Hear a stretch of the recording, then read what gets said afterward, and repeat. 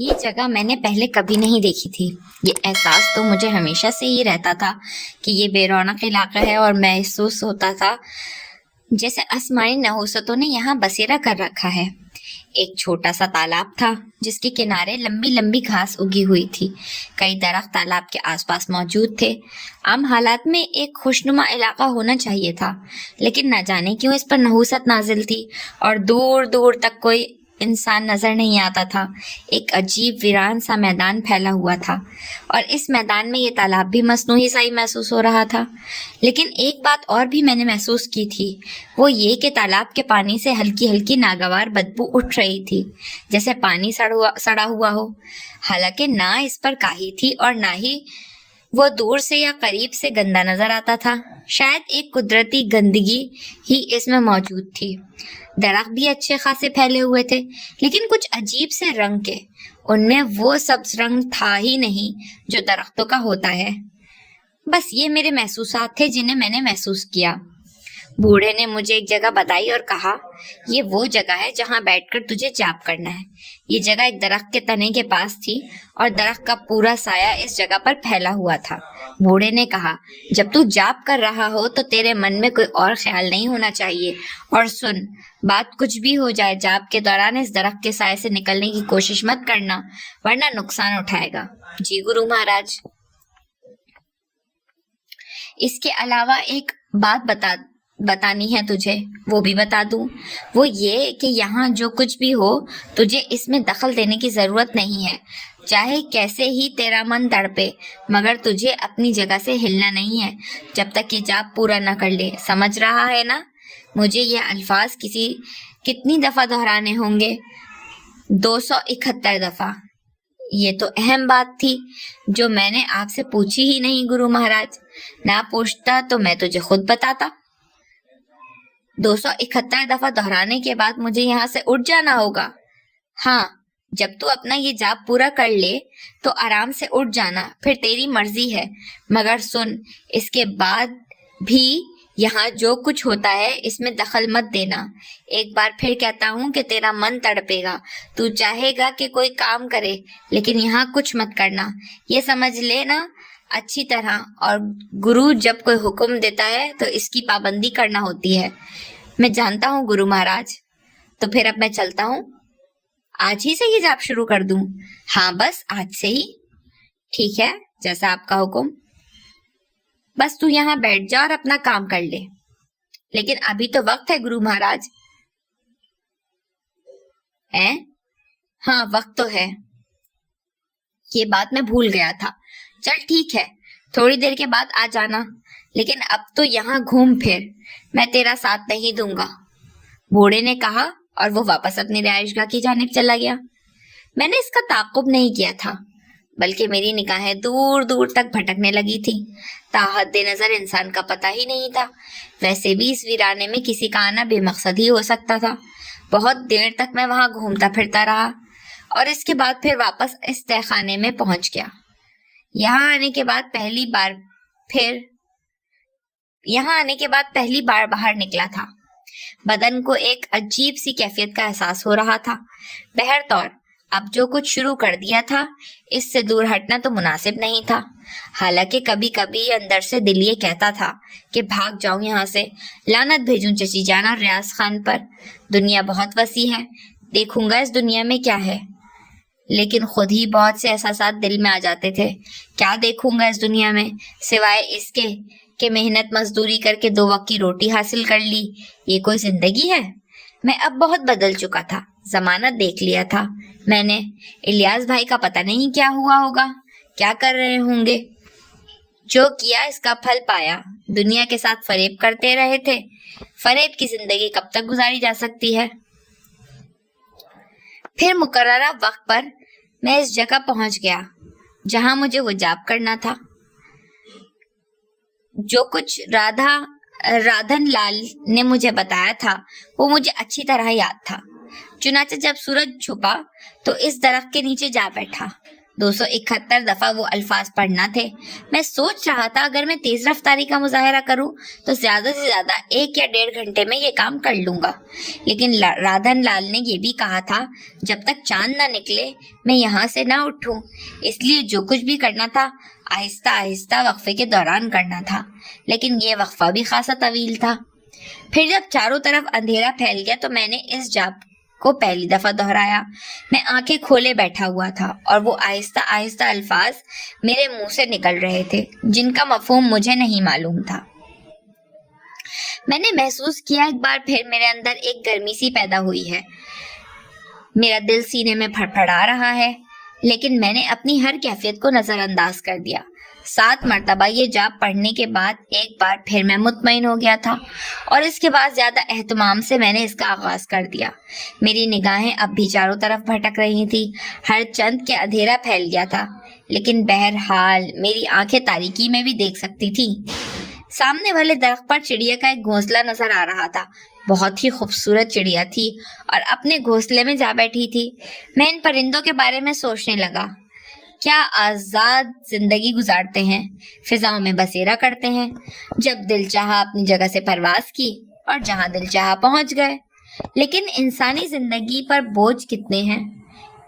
इसे अपनी कोशिशों अपनी काविशों से घर बनाने पड़ते हैं और इसके बाद ना जाने जिंदगी के कैसे कैसे मसाइल से दोचार होना पड़ता है। बड़ा फर्क है इन परिंदों और इंसानों की जिंदगी में। तभी मेरे जहन में एक और ख्याल भी आया। परिंदों की जिंदगी तो बहुत ही मुख्तसर होती है। तेज हवा चलती है तो इनके घोंसले उड़ जाते हैं और वो दरख्तों से टकरा टकरा कर मर जाते हैं। इसके अलावा हर छोटे परिंदे को शिकार बड़ा परिंदा कर लेता है। इन्हीं ख्यालात में वक्त गुजरता रहा और जबान से जाप के अल्फाज निकलते रहे। फिर पहले दिन का जाप पूरा करके जब चांद ने आसमान से सर उभारा तो मैं वहां से उठकर अपनी रिहाइशगाह की जानिब चल पड़ा। मैं रिहाइशगाह की सीढ़ियां तय कर रहा ही था कि अचानक ही कहीं से एक निस्वानी चीख ने मेरे कानों में जोरदार घंटी बजाई। कोई औरत दिलजोज अंदाज में चीख रही थी। मेरे दिल में एकदम तजस्सुस बेदार हुआ, लेकिन फिर गुरु राधन लाल के अल्फाज का ख्याल आया कि यहाँ जो कुछ भी हो इसकी तरफ से आंखें और कान बंद ही रखना। एक बार फिर दिल ने अंदर से बगावत की कि कम से कम देख तो लिया जाए कि कौन मुसीबत में है। लेकिन 2 ही बातें थी, या तो अपने दिल की बात मान लेता या गुरु राधन लाल की बात मान लेता। चुनाचा मैंने खामोशी से अपनी रिहाइशगाह की जानिब रुख किया और तय खाने में पहुंच गया। लेकिन ये एहसास मेरे दिल में बहुत देर तक तड़पता रहा था कि चीखने वाली औरत कौन थी और इस पर क्या बीत रही थी। लेकिन दूसरे दिन जब सूरज निकल आया और मैं अपने मामूलात से फारिग हो गया तो मैंने राधन लाल को तलाश किया। इसने वैसे भी मुझ पर कोई पाबंदी न लगाई थी और कह दिया था कि जहां चाहूं घूम फिर सकता हूं। हालांकि इस दौरान मैंने अपनी इस रिहाइशगाह में ही वक्त गुजारा था और जानबूझकर बाहर नहीं निकलता था। बस अपने शहर में गिरफ्तार था और इसी कश्मकश का शिकार। जो कुछ भी कर रहा हूँ वो मुनासिब है या नहीं। लेकिन अब जब मैंने एक दिन का जाप कर लिया था तो फिर ये मेरा आखिरी फैसला हो गया था कि अब मुनासिब और नामुनासिब का तसव्वुर जहन से निकाल दिया जाए।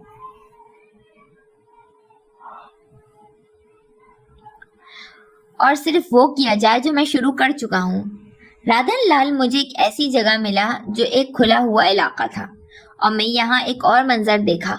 इस वक्त यहाँ 8-9 अफराद मौजूद थे और बड़े अदब से बैठे हुए थे। राधन लाल एक चौकी पे बैठा इन्हें कुछ बता रहा था और समझा रहा था।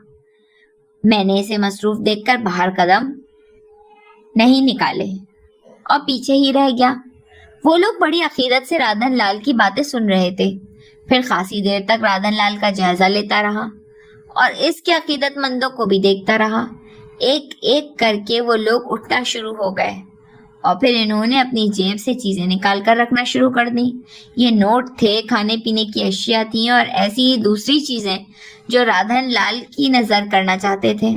राधन लाल ने उल्टा हाथ ऊपर उठाया और इसे सीधा करके इन लोगों को जाने की इजाजत दी। तब वो लोग बाहर निकल गए और राधन लाल ने अपनी जगह से उठकर پھر اسی وقت میں عقب سے نکل کر رادھن لال کے قریب پہنچ گیا اور رادھن لال نے چونک کر مجھے دیکھا، پھر مسکرایا۔ تو پہلے دن کا جاپ کر چکا ہے تو؟ اس نے مجھے دیکھ کر کہا۔ ہاں گرو مہاراج۔ اچھا چلیے چیزیں اٹھا، پھل وغیرہ الگ کر لے، نوٹ سمیٹ کر انہیں ایک جگہ کر کے میرے حوالے کر دے۔ اصل میں نے تجھے بتایا تھا کہ میں نے کوئی چیلا نہیں بنایا۔ بہت سے لوگوں نے یہ کوشش کی، لیکن تو جانتا ہے کہ ایرے غیرے کو کوئی علم نہیں دیا جاتا۔ یہ تو تیری خوش قسمتی ہے کہ تو نے مجھ سے وہ حاصل کر لیا جو اچھے نہ حاصل کر سکے۔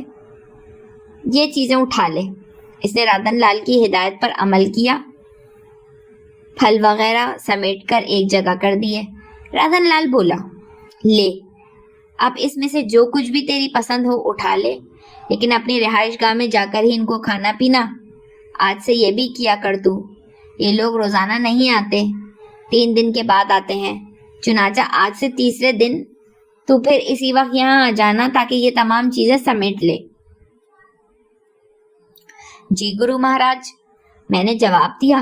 پھر میں نے کہا، ایک بات پوچھنا چاہتا ہوں آپ سے گرو مہاراج۔ ہاں پوچھ۔ رات کو جب میں جاپ کر کے واپس لوٹ رہا تھا تو مجھے کسی عورت کے چیخنے کی آوازیں سنائی دے رہی تھی۔ رادھن لال نے چونک کر مجھے دیکھا، پھر بولا، تو پھر کیا کیا تو نے؟ میرا مطلب ہے کون تھی وہ جبکہ وہ یہاں تو دور دور تک آبادی نہیں ہے۔ رادھن لال چند لمحے سوچتا رہا، پھر اس نے کہا، کچھ سمے گزار لے، اس کے بعد تجھے یہ سب کچھ معلوم ہو جائے گا۔ تجھے ہمارے کام میں شریک ہونا ہوگا، تو اس کی بالکل چنتا نہ کر۔ وہ کوئی ایسی بات تو نہیں تھی۔ دیکھ ابھی بہت کم وقت گزرا ہے، تجھے یہاں کوئی ایسی بات ہو چکی تو ابھی اس پر دھیان مت دھرنا، اور اگر ایسی چیخیں تجھے دوبارہ سنائی بھی دیں تو اس کی فکر تو مت کرنا۔ جی گرو مہاراج، میں نے جواب دیا، لیکن میرے دل میں ایک خلش سی پیدا ہو گئی تھی۔ رادھن لال نے حتمی طور پر یہ بات کہہ دی تھی کہ ایسی باتوں پر نظر نہ رکھا کروں، مجھے اس کی ہدایت پر عمل کرنا ضروری تھا، کیونکہ بہر طور اس سے کچھ سیکھ رہا تھا میں، لیکن اندر کی جو کیفیت ہوتی ہے وہ کبھی کبھی انسان کے بس سے باہر ہو جاتی ہے۔ نہ جانے وہ کیسی چیخیں تھیں۔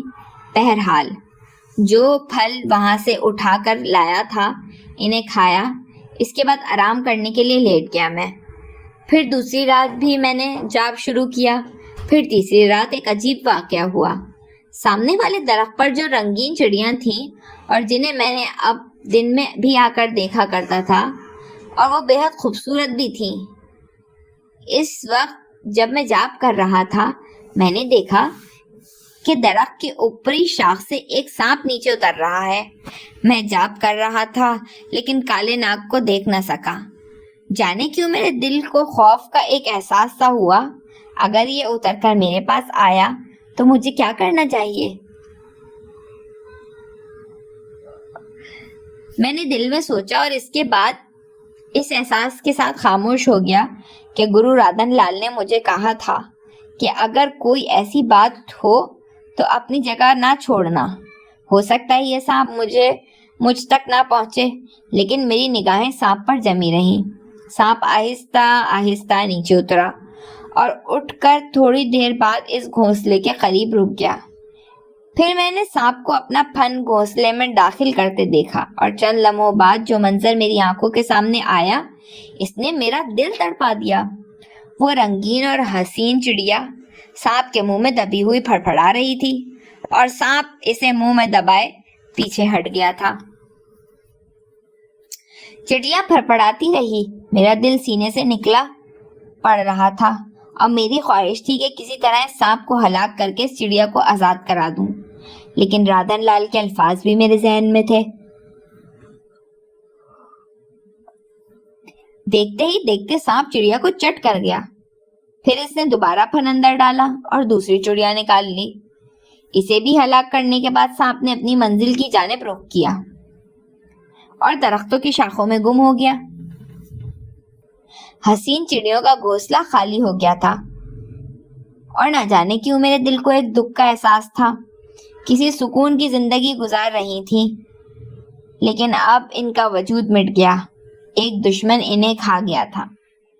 سانپ اپنی جگہ سے غائب ہونے کے بعد پھر نظر نہیں آیا اور میں اطمینان سے اپنی جاب پورا کرتا رہا، یہاں تک کہ چاند نے سر ابھارا اور میں نے جاب ختم کر کے اپنی جگہ کی راہ لی۔ آج مجھے کوئی چیخ نہیں سنائی دی تھی۔ پھر اسی جگہ پہ جاب کرتے ہوئے مجھے 5واں دن آ گیا۔ اس دوران عجیب و غریب حالات پیش آئے تھے۔ ویسے جاب کرنے کے وقت کے لیے میں نے ایک ڈنڈا اپنے پاس رکھ لیا تھا۔ اگر سانپ میری طرف آئے تو اس سے کم از کم درخت کی چھاؤں کے نیچے ہی صحیح نمٹ تو سکوں گا۔ موذی کا کیا بھروسہ کب کس طرف سے نکل آئے۔ خیر جناب، یہ واقعات گزر رہے تھے تو میں 5ویں دن کا تذکرہ کر رہا تھا۔ یہ میری جاب کا 5واں دن تھا۔ 2 دن اور باقی تھے۔ میں بیٹھا ہوا جاب کر رہا تھا۔ موسم خوشگوار تھا، آسمان پر بادل چھائے ہوئے تھے اور آج یہ خطرہ تھا کہ شاید چاند نظر نہ آئے، لیکن بہرحال ایک تعین ہو گیا تھا۔ چاند اگر بادلوں کی وجہ سے نظر نہیں بھی آیا تو کیا ہو سکتا ہے۔ لیکن پھر آہستہ آہستہ جوں رات گزرتی گئی بادل چھٹنے لگے اور چاند پوری آب و تاب کے ساتھ نکل آیا۔ فضاؤں میں چاروں طرف روشنی پھیل گئی تھی۔ میں اپنے جاب کے آخری مراحل سے گزر رہا تھا کہ کہیں سے ایک بلی میرے سامنے میاؤں میاؤں کرتی ہوئی آ گئی اور وہ درخت کی چھاؤں کے اس طرف میری جانب بڑھنے لگ گئی اور بیٹھ گئی۔ میں چند لمحوں کے لیے رک گیا اور اس بلی کو دیکھنے لگا جو نہ جانے مجھ سے کیا چاہتی تھی۔ وہ 3 بار منہ سے میاؤں میاؤں آوازیں نکال چکی تھی۔ بہت خوبصورت بلی تھی وہ۔ میں اسے دیکھ کر مسکراتا رہا، نہ جانے کیا سمائی ہے اس کے دل میں، لیکن پھر وہ خوفناک لمحہ آ گیا جس نے میری روح تک کو لرزا دیا۔ اسی سامنے والے درخت سے جس پر میں چڑیوں کا وہ گھونسلہ دیکھا کرتا تھا اور اب وہ گھونسلہ ویران دیکھ کر میرے دل کو دکھ ہوتا تھا، اچانک ایک قد آور بلے نے چھلانگ لگائی۔ کالے رنگ کا یہ بلہ بڑی لمبی زکن بھر کر بلی پر آ کودا تھا۔ بلی اپنی جگہ سے اٹھ کر بھاگی اور بلہ غراتا ہوا اس کے پیچھے دوڑا۔ میں حیرت سے دیکھا، وہ بلہ عام جسامت سے کہیں زیادہ تھا اور بہت تندرست و توانا معلوم ہوتا تھا۔ دیکھتے ہی دیکھتے اس نے بلی پہ جھپٹا مارا اور اس کی گردن اپنے دانتوں میں دبوچ لی۔ میرے ہاتھوں میں لرزش پیدا ہو گئی۔ میں نے ڈنڈے کو مٹھی میں پکڑ لیا اور ایک لمحے کے لیے میرا دل چاہا کہ اٹھ کر کھڑا ہو جاؤں اور اس خوبصورت بلی کو بچاؤں جو اب بلے کے جبڑوں میں دبی ہوئی تڑپ رہی تھی۔ زمین پر اچھا خاصا ہنگامہ ہو رہا تھا۔ اس بلی کو بھنبوڑ رہا تھا اور دیکھتے ہی دیکھتے بلی خون میں نہا گئی۔ بلے نے اس کی ٹانگیں چبا ڈالی اور تھوڑی دیر کے بعد وہ اس کے پورے بدن کو چٹ کر گیا۔ بلی کو اس نے توڑ مروڑ کر رکھ دیا تھا اور اب زمین پر خون کے چھینٹوں کے علاوہ اور کچھ نظر نہیں آ رہا تھا۔ کالے بلے کا خون منہ سے رنگ گیا تھا، لیکن اس کے ساتھ ہی ساتھ میں نے یہ محسوس کیا کہ اس کی جسامت پہلے سے بھی کچھ بڑھ گئی ہے۔ بلی کو ہضم کرنے کے بعد وہ لمبی زبان نکال کر اپنے منہ پر لگا خون چاٹنے لگا۔ تبھی اس کی گول گول خوفناک آنکھیں میری جانب اٹھی اور وہ اس طرح ٹھٹک کر رک گیا جیسے پہلی بار اس نے مجھے دیکھا ہو۔ نہ جانے کیوں میرے بدن میں سرد لہریں دوڑنے لگی۔ بلے کی آنکھوں سے ایسا محسوس ہو رہا تھا جیسے وہ اپنے شکار کو تاک رہا ہو۔ پھر وہ دبے قدموں سے میری جانب بڑھنے لگا اور میرے اوزان خطا ہو گئے۔ یہ کمبخت بلہ آخر یہ کیا چاہتا ہے؟ میں نے سوچا۔ بھلا آہستہ آہستہ بلہ میری جانب بڑھ رہا تھا اور میں ہاتھ میں ڈنڈا سنبھالے اٹھتا جا رہا تھا۔ اگر اس نے مجھ پر حملہ کیا تو ظاہر ہے مجھے اس سے جنگ کرنی ہے۔ پھر بلہ درخت کی چھاؤں کے اس حصار کے قریب آ گیا جس سے پہلے نکلنے کی مجھے ممانعت تھی، اور اب اس کے سوا اور کوئی چارہ کار نہیں تھا کہ میں اس سے مقابلہ کروں۔ لیکن اس وقت بھی میں نے اپنے ہوش و حواس نہیں کھوئے اور یہ سوچ رکھا تھا کہ بلّا اگر اندر آ گیا تو اس حصار کے اندر ہی اندر میں اس سے جنگ کروں گا۔ لیکن بلّا اندر داخل نہیں ہوا تھا۔ اس طرح مجھے تاکتا رہا جیسے موقع ملتے ہی مجھے بھی بلی کی طرح چیر پاڑ کر چٹ کر جائے گا۔ بلی کو اس نے جس وحشیانہ انداز میں چبا ڈالا تھا وہ اب بھی میرے ذہن پر نقش تھا، اور میرا بدن اسے دیکھ کر ہلکے ہلکے کانپ رہا تھا۔ بلّا تقریباً 2 یا 3 منٹ تک وہاں کھڑا رہا، پھر اچانک ہی مجھے خیال آیا کہ چاند نکل آیا ہے اور مجھے اپنا جاپ ختم کر لینا چاہیے۔ ویسے بھی صرف چند بار کی بات رہ گئی تھی۔ چنانچہ میں اپنی جگہ بیٹھ گیا، لیکن ڈنڈا اب بھی میں نے اپنے ہاتھوں میں مضبوطی سے پکڑ رکھا تھا، یہاں تک کہ میں نے اپنا جاپ پورا کیا، اور جیسے ہی میرے جاپ کی آخری لائن ختم ہوئی میں ڈنڈا لے کر اس بلے کے پیچھے دوڑا۔ اس نے ایک لمبی چھلانگ لگائی اور بھاگ کر درخت پر چڑھ گیا۔ میں تقریباً 2 یا 3 منٹ تک درخت کے نیچے کھڑا رہا تھا اور اس کے تنے کو ڈنڈے سے بجاتا رہا تھا کہ کمبخت آ نیچے، میں تجھے دیکھ لوں گا۔ اب میرے دل سے نہ جانے کیوں خوف نکل گیا تھا۔ بلے پر میرا غصہ بہت شدید ہو گیا تھا۔ یہ درخت ہی ہے نحوست کی جڑ، اس کمبخت پر ساری خوخار بلیاں ہی رہتی ہیں، وہ سانپ اور وہ بلّا۔ لیکن اب مجھے یوں محسوس ہو رہا تھا جیسے بلّا درختوں کی شاخوں میں چھپ کر بیٹھ گیا ہو۔ بہرحال دیر تک میں درخت پر ڈنڈے برساتا رہا، لیکن بلے نے اپنی جگہ نہیں چھوڑی تھی۔ وہ مجھے نظر نہیں آ رہا تھا، نہ ہی اس کی آنکھیں کہیں چمک رہی تھیں، جبکہ میں ان کی تلاش میں تھا۔ ایک لمحے کے لیے دل چاہا کہ درخت پر چڑھ کر اسے تلاش کروں، لیکن پھر اپنی اس دلیری کو خود ہی اپنے سینے میں دبا لیا کہ کیا فائدہ کسی مصیبت میں پھنس جاؤں، وہاں سانپ بھی ہے۔ اس کے بعد میں آہستہ آہستہ آگے بڑھنے لگا۔ میں نے سوچا کہ دوبارہ جب بھی وہ نظر آیا میں اس پر ڈنڈا پھینک کر مار دوں گا، لیکن یہ بھی ایک غلط طریقہ کار تھا۔ میرے ہاتھ سے اگر ڈنڈا نکل گیا تو شاید صرف ہاتھوں میں سے اس کا صحیح طور پر مقابلہ نہ کر پاؤں، ورنہ وہ مجھے زخمی کر دے گا۔ میں آہستہ آہستہ آگے بڑھ رہا تھا۔ دفعتاً مجھے اپنے عقب میں سرسراہٹیں محسوس ہوئی اور میں نے پلٹ کر دیکھا۔ ایک بار پھر میرے رونگٹے کھڑے ہو گئے تھے۔ انسان اپنی وحشت، اپنے خوف پر بڑی مشکل سے یہ قابو پا سکتا ہے۔ بلّا آہستہ آہستہ میرے پیچھے چلا آ رہا تھا اور مجھ سے زیادہ فاصلے پر نہیں تھا۔ میں نے حلق سے ایک دہاڑ نکالی اور پلٹ کر بلے کی جانب دوڑا، لیکن وہ میرے پلٹتے ہی پھر بھاگ گیا تھا۔ میں نے کچھ دور تک اس کا تعاقب کیا، لیکن وہ کمبخت بھاگ کر پھر درخت پر چڑھ گیا تھا۔ میں نے سوچا لعنت ہے اس پر، اب مجھے اپنی رہائش گاہ میں پہنچ جانا چاہیے۔ چنانچہ میں تیز تیز قدم اٹھاتا ہوا واپس پلٹا اور تھوڑی دیر کے بعد ہی اپنی رہائش گاہ میں داخل ہو گیا۔ لیکن آج پھر میرا دل لرز گیا تھا۔ وہ نسوانی چیخیں آج پھر سنائی دے رہی تھیں، لیکن آواز بدلی ہوئی تھی۔ وہ آواز نہیں تھی جو میں نے پہلے سنی تھی۔ کوئی چیخ چیخ کر کہہ رہا تھا، نہیں، تمہیں بھگوان کا واسطہ، نہیں نہیں، ایسا نہ کرو، ایسا نہ کرو، دیکھو میری بات مان لو، دیکھو بات مان لو میری، دیکھو دیکھو۔ اور پھر یوں لگا جیسے کسی نے اس کا منہ بند کر دیا ہو۔ میرے دل و دماغ معطل ہو کر رہ گئے تھے۔ لیکن کیا کروں کیا نہ کروں، یہ آوازیں بڑی دلزوز تھیں۔ کوئی کسی کو مدد کے لیے پکار رہا تھا، لیکن اس کی مدد کو نہیں جا سکتا تھا میں، جبکہ میرا دل چاہ رہا تھا کہ میں ایسا کروں۔ بہرحال دل محسوس کر واپس پلٹا اور اپنی قیام گاہ میں آ گیا، لیکن اس رات مجھے نیند نہیں آئی تھی۔ دوسری صبح بھی میں دیر تک کسل مندی سے پڑا رہا۔ رادھن لال سے کچھ پوچھنا بیکار ہی تھا، اس نے کہہ دیا تھا یہاں ہونے والی کسی بات پر توجہ نہ دوں۔ پھر جاپ کے بقیہ 2 دن بھی گزر گئے۔ 7ویں دن میں نے جاپ مکمل کر لیا تھا اور 8ویں دن کی صبح رادھن لال میرے پاس آیا۔ وہ مسکراتی نگاہوں سے مجھے دیکھ رہا تھا اور اس نے کہا، آ باہر آ میرے ساتھ۔ میں اس کے ساتھ باہر نکل آیا تو رادھن لال نے کہا، تیری داڑھی کتنی بڑھ گئی ہے، کبھی آئینے میں اپنی شکل دیکھی ہے؟ وہ آئینہ ہے ہی نہیں میرے پاس۔ ہاں میں جانتا ہوں، لیکن میں نے تیرے لیے بندوبست کر دیا ہے۔ جاپ پورا ہو گیا؟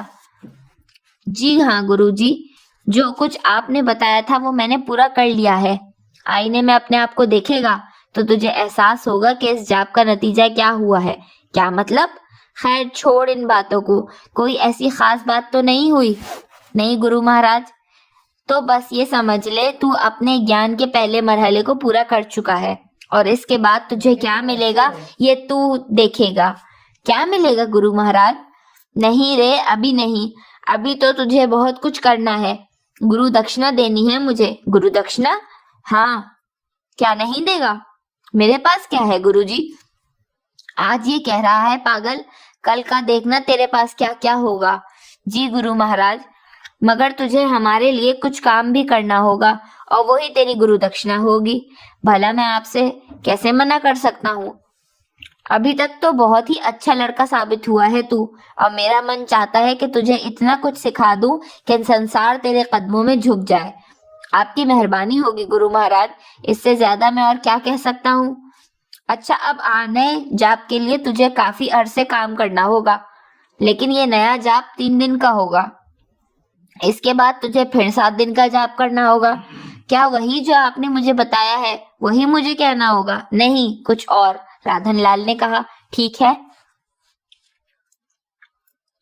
مگر اس میں سمے بہت لگ جائے گا. اب کیا کرنا ہوگا مجھے؟ صرف آپ کے قدموں میں ہی رہنا ہے. ہمارے چرنوں میں رہے گا تو سیکھ بھی پائے گا پگلے. آپ پہلے اپنا حلیہ درست کر لے. تیرے لیے نئے کپڑے منگوا لیے ہیں ہم نے. وہ مجھے ایک اور کمرے میں لے گیا. یہاں آئینہ بھی تھا، شیو کا سامان بھی تھا، غسل کرنے کے لیے غسل خانہ بھی تھا. اس پورے کارخانے کو میں نے اب تک دیکھا ہی نہیں تھا. بس جتنی جگہ مجھے دکھائی دی تھی میں نے اس پر ہی اکتفا کیا تھا. یہ نئی جگہ جہاں وہ مجھے لے کر گیا تھا بڑی پرسکون اور آرام دہ تھی. میں نے آئینے میں اپنا چہرہ دیکھا اور نہ جانے کیوں مجھے یہ محسوس ہوا کہ میرے چہرے پر ایک عجیب سی کشش پیدا ہو گئی ہے. میری آنکھوں میں ہلکے سے گلابی ڈورے تیر رہے ہیں اور ان آنکھوں میں ایک پراسرار سی چمک پیدا ہو گئی ہے. یہ تمام احساسات مجھے خود اپنے بارے میں ہو رہے تھے اور میں یہ سوچ رہا تھا نہ جانے کیوں یہ تبدیلی ہو گئی ہے. پھر میں نے اپنے ہاتھ پیروں پر بھی غور کیا. شاید یہ اتنے دن کے عیش و آرام کے نتیجے میں تھا کہ میرے بدن کا گوشت بھر گیا تھا. میرے سینے پر لمبے لمبے بال اگائے تھے، حالانکہ میں نے اس سے پہلے کبھی ان پر توجہ نہیں دی تھی. ہاتھوں کی کلائیاں سفید پر بھی سیاہ بال بہت گھنے معلوم ہوتے تھے. غسل کر کے میرا بدن اور نکھر آیا. اس کے بعد میں نے شیو کیا اور ایک بار پھر آئینے میں اپنے آپ کو دیکھتا رہ گیا. میرے بالوں کا انداز پہلے سے بڑا خوبصورت ہو گیا تھا اور کئی بار مختلف لوگوں نے ان کی تعریف بھی کی تھی، لیکن کبھی میں نے اس پر غور نہیں کیا تھا اور نہ توجہ دی تھی. جس ماحول سے اٹھ کر آیا تھا اس میں ان ساری چیزوں کو اس قدر اہمیت نہیں دی جاتی تھی، لیکن آج میں نے اپنے سراپے کو غور سے دیکھا. بھرا بھرا بدن، لمبا قد اور ان سے کہیں زیادہ میری شخصیت میں نکھار پیدا ہو گیا تھا. بہرحال پھر میں نے وہ لباس پہنا، سفید رنگ کا کرتا اور ایک دھوتی تھی. مجھے دھوتی باندھنا صحیح طور پر نہیں آتی تھی کیونکہ میں نے ہندوؤں کے انداز میں کبھی دھوتی بھی نہیں باندھی تھی، لیکن جب میں نے اسے اپنے جسم پر لپیٹا تو مجھے سب کچھ خود بخود آ گیا. کرتا اور دھوتی پہن کر جب میں باہر نکلا تو گرو رادھن لال موجود تھا. اس نے مجھے دیکھا اور اس کی آنکھوں میں عجیب سے تاثرات پیدا ہوئے. پھر اس نے ہنستے ہوئے کہا، بھگوان کی سوگند، تو تو ویسے ہی ساحر ہے، تو تو ویسے ہی جادوگر ہے. تجھے کسی جاپ کو سیکھنے کی کیا ضرورت ہے؟ کیسا لگا تو اپنے آپ کو؟ سب آپ کی مہربانی ہے رادھن لال جی. تو پھر دکشنا دینے کے لیے تیار ہو جا. ابھی دکشنا دے گا یا دوسرے جاپ کے بعد؟ جیسا آپ کا حکم ہو. میں کیا کہہ سکتا ہوں؟ ہاں دیکھ، جو دکشنا تجھے دینی ہے اس میں تجھے زیادہ دن لگ جائیں گے. ہمارا خیال ہے 3 دن کا جاپ تو اور کر لے، پھر تیرا آخری جاپ رہ جائے گا. اس کے بعد تو بہت کچھ پالے گا، بہت کچھ. جیسا آپ کا حکم، میں نے کہا. اس کے بعد میں سکون کا وقت گزارنے لگا.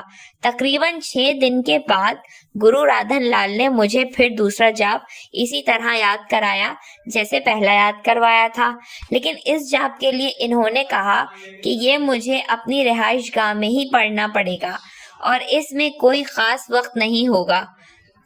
چنانچہ میں نے دن کا وہ جاپ بھی مکمل کر لیا. اب میں آزادی سے باہر آتا جاتا تھا اور گرو رادھن لال مجھے بہت سی باتیں بتایا کرتا تھا۔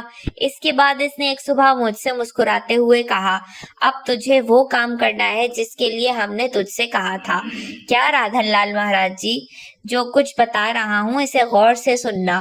تجھے اب بستی میں جانا ہوگا۔ بستی میں گنگولی رام نامی ایک بنیا رہتا ہے۔ اس بنیے کے پاس جانا اور بتانا کہ تو کرن پور سے آیا ہے اور تیرا نام سرن لال ہے۔ جی، میں نے کہا۔ گنگولی رام تجھے ہاتھوں ہاتھ لے گا اور اپنے گھر لے جائے گا۔ چونکہ سرن لال اس کے ایک مرحوم دوست کا بیٹا تھا اور یہ مرحوم دوست لندن میں مر چکا ہے۔ اس دوست کا کیا نام تھا؟ مدن لال۔ یہ میں نے اس لیے پوچھ لیا ہے تاکہ مجھے یاد رہے۔ ہاں، میں خود تجھے بتاتا، پھر وہ تجھے اپنے گھر لے جائے گا۔ اور اب میں تجھے وہ سب سے اہم بات بتاؤں گا۔ گنگولی رام کی ایک بیٹی ہے جس کا نام پشپاوتی ہے، بڑی سندر ہے وہ۔ سب سے اہم بات بتاؤں، گنگولی رام کی جو بیٹی ہے اسے تو دیکھے گا تو من للچائے گا تیرا، مگر سمجھ لینا کہ وہ تیرے لیے نہیں ہے۔ البتہ اگر وہ تجھ سے پریم کرنے لگے تو تو اس کا مان رکھنا اور خود بھی اس سے اظہار کرنا۔ لیکن تو اس سے پریم کرنے لگا ہے یہ مت بتانا۔ اس کام میں کچھ روز لگ جائیں گے، بس تو یہ سمجھ لے کہ تجھے اس سے پریم کرنا ہے۔ بے فکر رہنا، تیرا کوئی کچھ نہیں بگاڑ سکے گا۔ بس جو کام تجھے کہا ہے تو نے وہی کام کرنا ہے۔ اس کام میں کچھ روز لگ جائیں گے، بس تو یہ سمجھ لے کہ وہ کام تجھے کرنا ہے۔ لیکن اس کے بعد مجھے کیا کرنا ہوگا؟ نہیں رے نہیں، وقت سے پہلے کوئی بات پوچھنا مناسب نہیں ہوتا۔ ٹھیک ہے گرو مہاراج، مگر آپ مجھے یہ تو بتا دیں کہ ہاں بول، کہ بس مجھے اتنا ہی کرنا ہے، اس کے بعد تجھے جو کچھ کرنا ہوگا وہ ہم تجھے بتا دیں گے۔ اس نے کہا، مجھے کب روانہ ہونا ہے؟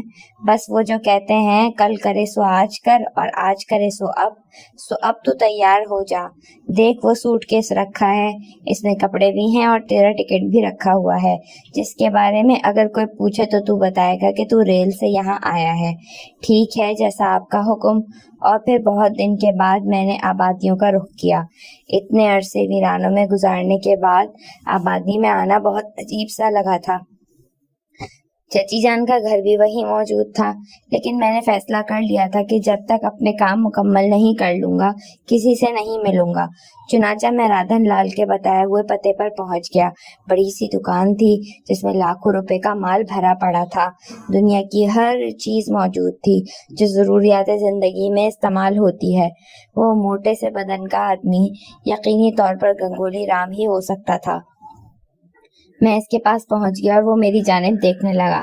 میرا نام سرن لال ہے اور میں کرن پور سے آیا ہوں۔ ہے؟ موٹا آدمی حیرت سے چونک کر بولا، پھر اپنی جگہ سے اٹھا اور میرے گلے آ لگا۔ ارے میرا پوت، میرا بیٹا آ گیا تو، مجھے تیرے آنے کی اطلاع ملی تھی۔ جی گنگولی رام مہاراج، کیا کہہ رہا ہے؟ تایا جی نہیں کہے گا مجھے؟ جی تایا جی، بس رے تیرے آنے سے من خوش ہو گیا ہے۔ بھگوان کتنا سندر ہے تو۔ ارے کاکا، او کاکا، گنگولی رام نے آواز دی اور ایک بوڑھا قریب آیا۔ دکان سنبھالو کاکا جی، میرے مہمان آئے ہیں، میں انہیں لے کر جا رہا ہوں۔ تھوڑی دیر کے بعد گنگولی رام مجھے لیے ہوئے ایک خوبصورت سے مکان میں داخل ہو گیا جو دکان سے زیادہ فاصلے پر نہیں تھا۔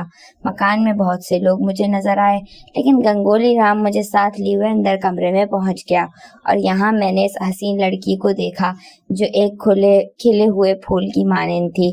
اتنا شگفتہ چہرہ، بڑی بڑی آنکھیں، مسکراتے ہوئے ہونٹ۔ اس کے ساتھ ہی ایک اور عورت بھی موجود تھی جو سفید ساڑی باندھے ہوئے تھی، لیکن اس کے خد و خال سے یہ اندازہ ہوتا تھا کہ وہ پشپاوتی کی ماں ہے۔ دونوں کے چہرے کے نقوش بھی ملتے تھے۔ گنگولی رام نے کہا، لتا دیکھ کون آیا ہے۔ دونوں مجھے دیکھنے لگیں۔ ان کی آنکھوں میں پسندیدگی کے آثار میں نے صاف محسوس کیے تھے۔ تب لتا نے پوچھا، کون ہے یہ؟ نہیں، ہم نے بتایا، پھر بات ہی کیا رہی؟ تو خود پہچان کر دکھا، تب مانے تجھے۔ لو، مجھے کیا معلوم؟ کیوں پشپا، کون ہو سکتا ہے یہ؟ اگر میرا اندازہ غلط نہیں ہے तो ये मदन चाचा के बेटे हैं। ले लता, तुझे समझदार तो तेरी बेटी निकली। हाँ, ये सरन लाल है, मदन का बेटा। जीते रहो बेटा, तुमने तो बहुत अच्छा किया जो यहाँ आ गए। बहुत बड़े हो गए हो, बहुत छोटा सा देखा था तुमको हमने। अरे कब आए हो वैसे तुम? बस अभी अभी पहुंचा मेरी दुकान पर। और जानती है क्या कह रहा था मुझे? क्या? गंगोली राम जी, गंगोली राम ने कहा और हंस पड़ा। अब तुम्हारे दोस्त ने बताया ही नहीं होगा कि तुम्हारा इसका रिश्ता क्या है? बीवी भी हंसते हुए कहने लगी। अरे नहीं नहीं, मदन को बुरा ना कहो, बस ये नई नस्ल के बच्चे हैं, जो कुछ इनके मन में आता है करते हैं। चलो अब तुम यूं करो, इसके आराम का बंदोबस्त करो और मैं दुकान पर जा रहा हूँ। फिर वो मेरी तरफ रुख करके बोला, बेटा सरन, देखो ये तुम्हारे ताया जी का घर है, यहाँ कोई परेशानी मत उठाना, मुझे दुख होगा। मेरे लिए एक मखसूस कमरे का बंदोबस्त किया गया जो खूब सजा हुआ था। बहरहाल इस कमरे में मुकीम होकर फिर वही कैफियत मेरे दिल पे तारी होने लगी थी। मैं कुछ लोगों को धोखा देने आया था और एक गलत नाम से इनको धोखा दे रहा था। शाम को पुष्पा मेरे कमरे में आई। इसकी आंखों में मुसर्रतों के फूल खिले हुए थे। आप कमरे से बाहर नहीं निकलते सरन जी? इसने हसीन आवाज में कहा। नहीं, क्यों नहीं? तो फिर आइए ना, आपको सैर कराएं। कहाँ? बस ऐसे ही, इसने कहा और मैं इसके साथ बाहर निकल आया। पुष्पा मुझे लिए हुए मकान के पिछले हिस्से तक पहुंच गई, जहाँ एक छोटा सा बाग लगा हुआ नजर आ रहा था। क्या ये बाग आपका है पुष्पा जी? जी नहीं, मेरा इतना बड़ा बाग कहाँ से आया? बस ऐसे ही सरकारी बाग है, मगर अंदर से बहुत अच्छा है। बैठने की भी बहुत अच्छी अच्छी जगह है। मौसम भी खुशगवार था। इस बाग में पुष्पा के साथ सैर करते हुए ना जाने क्यों मुझे एक अजीब सा एहसास हुआ। पुष्पा मुस्कुराती हुई निगाहों से मुझे देख रही थी। फिर एक जगह वो सफेद बेंच पर बैठ गई। सामने हौज था जिसमें रंगीन मछलियां तैर रही थी। मैंने कहा, बहुत खूबसूरत जगह है। आप तो इंग्लैंड से आए हैं, वहाँ तो आपने बड़ी बड़ी हसीन जगह देखी होंगी। हाँ बस, मैंने आहिस्ता से कहा, मेरे फरिश्तों को भी इंग्लैंड के बारे में कुछ नहीं मालूम था, बस नाम सुना था मैंने। पुष्पा कहने लगी, एक बात पूछूं सरन जी? जी पुष्पा जी, इंग्लैंड में तो आपकी बहुत सी दोस्तियां होंगी। किससे? मैंने सवाल किया। बस देखा तो नहीं है, पर अकल भी तो कोई चीज होती है। क्या मतलब? वहाँ की परियां बड़ी सुंदर होती हैं, सफेद रंग की मालिक। पता नहीं, आप यकीन करें, मैंने आज तक कोई परी नहीं देखी। वो खिलखिलाकर हंस पड़ी और बोली, मैं वहां पर रहने वाली लड़कियों के बारे में कह रही हूँ। मेरी लड़कियों से दोस्ती रही ही नहीं, ऐसा हो ही नहीं सकता। वो शरारत भरे अंदाज में मुझे देखते हुए बोली, नहीं, मैं आपसे झूठ तो नहीं बोल रहा। बहुत बड़ी बात है ये तो, वरना विलायत से आने वाले तो पता नहीं कैसे होते हैं। वैसे आपके अंदर ये बात लगती भी नहीं है। क्या मतलब? पता नहीं, शायद मैं अपनी बात सही तौर पर कह नहीं पा रही। नहीं पुष्पा जी, कोई ऐसी बात नहीं है, बस यूं समझ लीजिए कि मैंने अपनी जिंदगी सादा सी गुजारी है। खैर, मैं ये बात मानती हूँ, इंसान खुद को जितना चाहे बुराइयों में डाल ले, बचना चाहे तो इसे कोई रोक नहीं सकता। पुष्पा से मेरी अच्छी खासी गुफ्तगू होती रही और मुझे भी वो लड़की बहुत पसंद आई थी। बहुत सादा मिजाज और हंसमुख लड़की थी।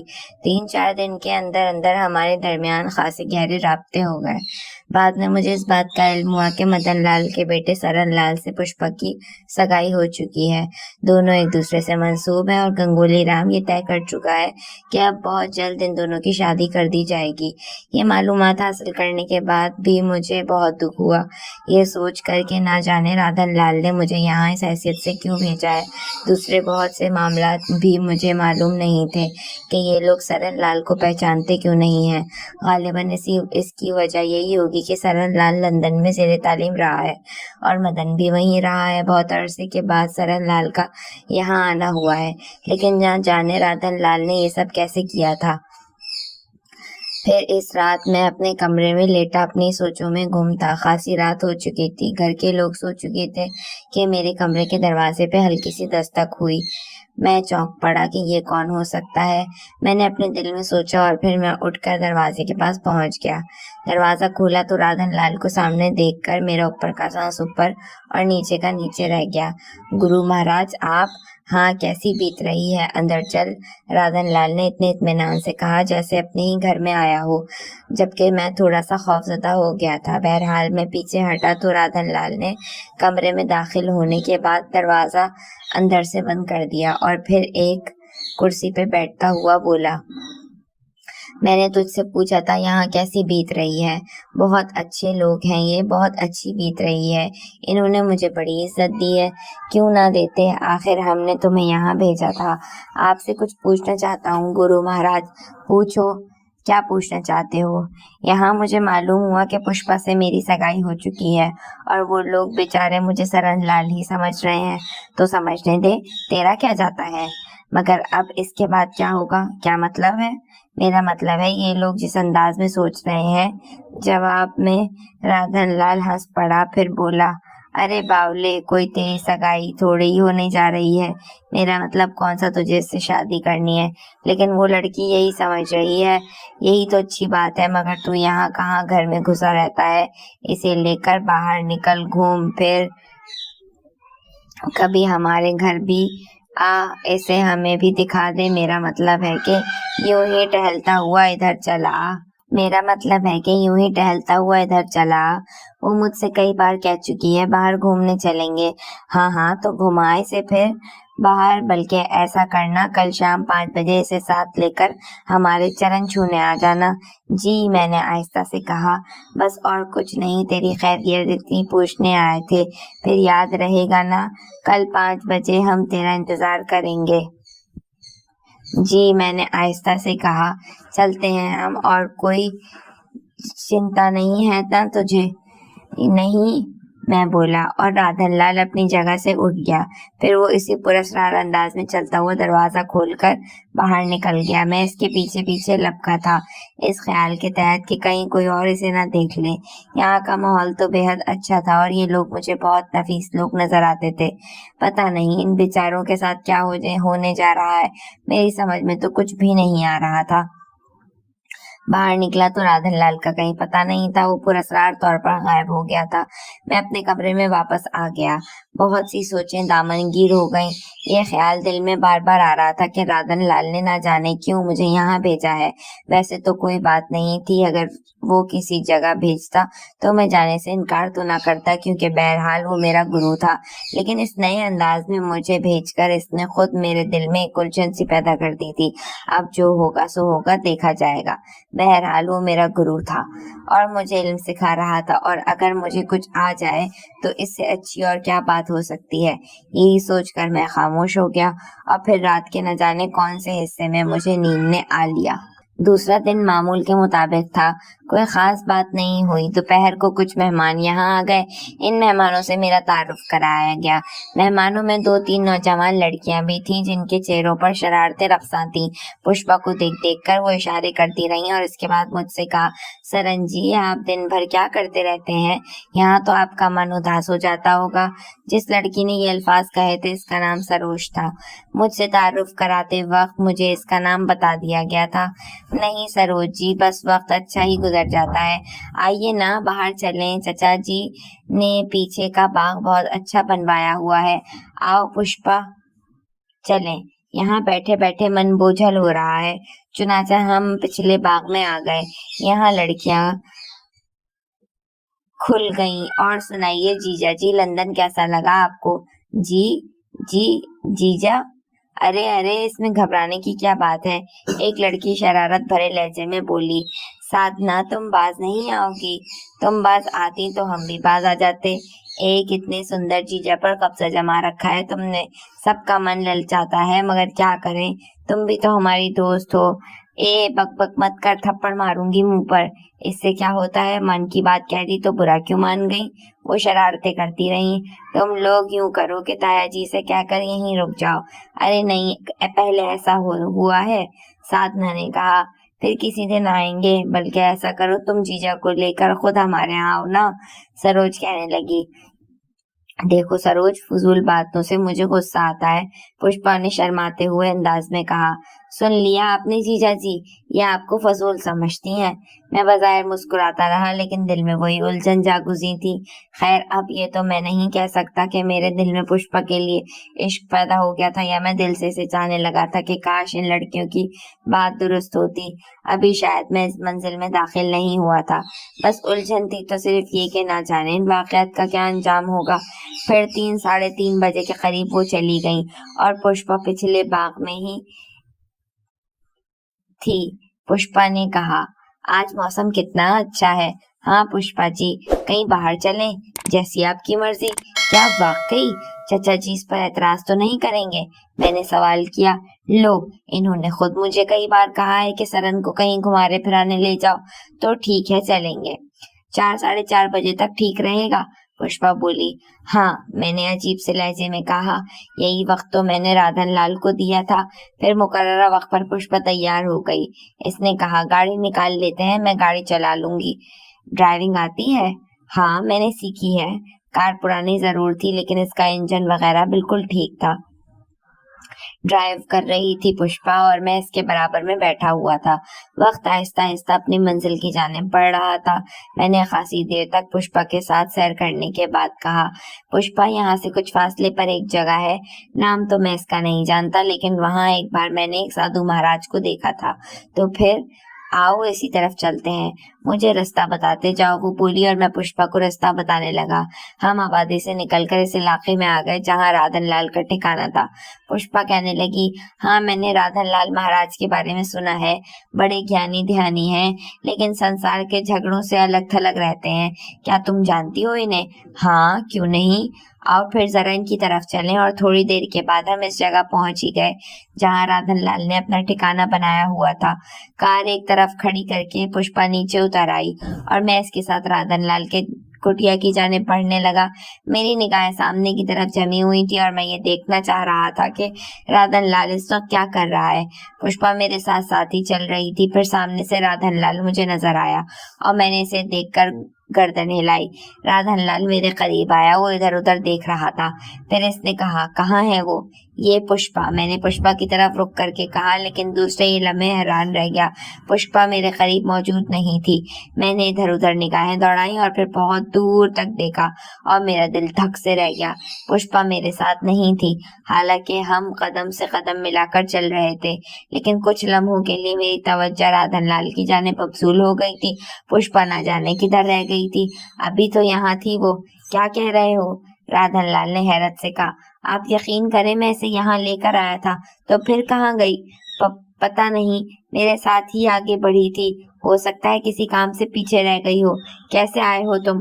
कार से। कहाँ है कार? वो उधर खड़ी हुई है। मैंने कार की जानिब देखा लेकिन ये देखकर मेरी हैरत की इंतहा न रही कि कार भी मौजूद नहीं थी। अरे, मैंने हैरत से इधर उधर निगाहें घुमाई। क्या हुआ? कुछ मुझे भी बताओगे या नहीं? राधन लाल ने किसी कदर सख्त लहजे में पूछा।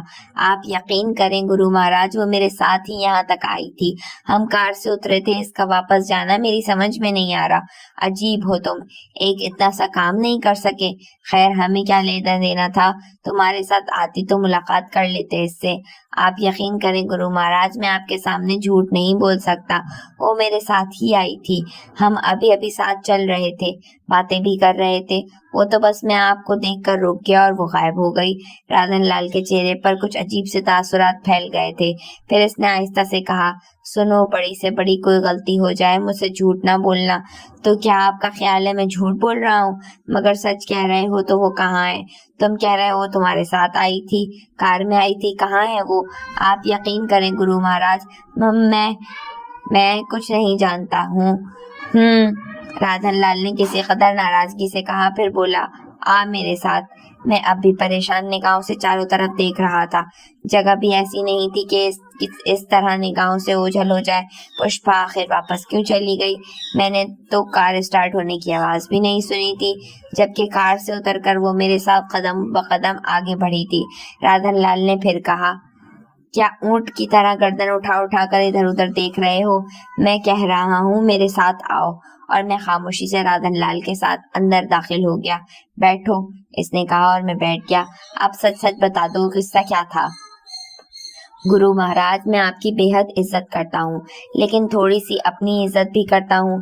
जब मैं आपसे ये बात कह रहा हूँ कि वो मेरे साथ आई थी, हम लोग यहाँ रुके थे, वो मेरे कदम से कदम मिलाकर चल रही थी, मैंने इसे आपके बारे में भी बताया था और ये भी कहा था कि इसको आपसे मिलवाऊंगा, तो फिर भला मुझे झूठ बोलने की क्या जरूरत थी। और एक बात आप पूरे एतमाद से सुनिए कि मैंने झूठ नहीं बोला। इसका मतलब ये कि लड़की बहुत चालाक थी।